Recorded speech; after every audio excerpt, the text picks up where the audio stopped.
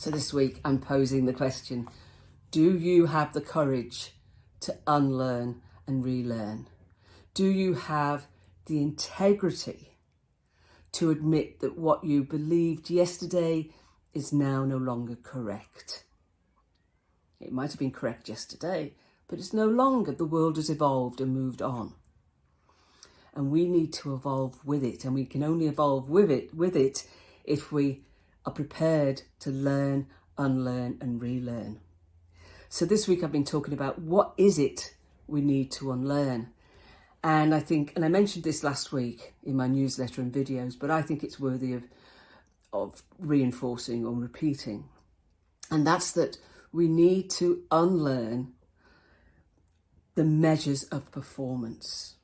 And this is across the board. And leaders and employees need to recognise that performance is not hours spent at a desk.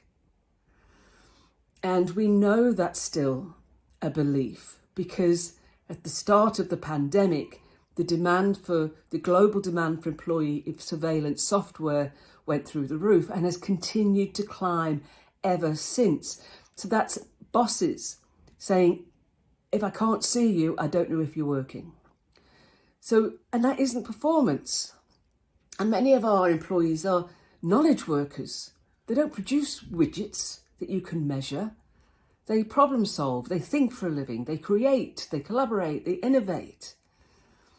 So the first thing we need to unlearn and then relearn is that performance has to be based on outcomes. Clearly define the goal that's based on an outcome that you can measure. Make sure that the goals and the outcomes that are being set are absolutely clear. That's not only that the leader needs to do that, the employee needs to make sure they have absolute clarity.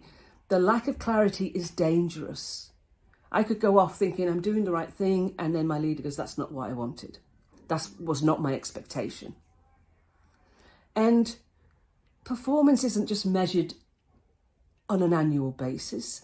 This should be a regular conversation, a weekly conversation, being had with an employee. How are you tracking? Do you need any help? How can I support you? Basically making sure that they're still on track and they still understand what the outcome is and that you can help them remove obstacles if they're needed. So, and do not micromanage. The outcome is what the employee should achieve to the best of their ability. Yes, you're there to support, but you're not there to do the job for them. Get out of the way and ditch the proximity bias. Talk to you tomorrow. Bye.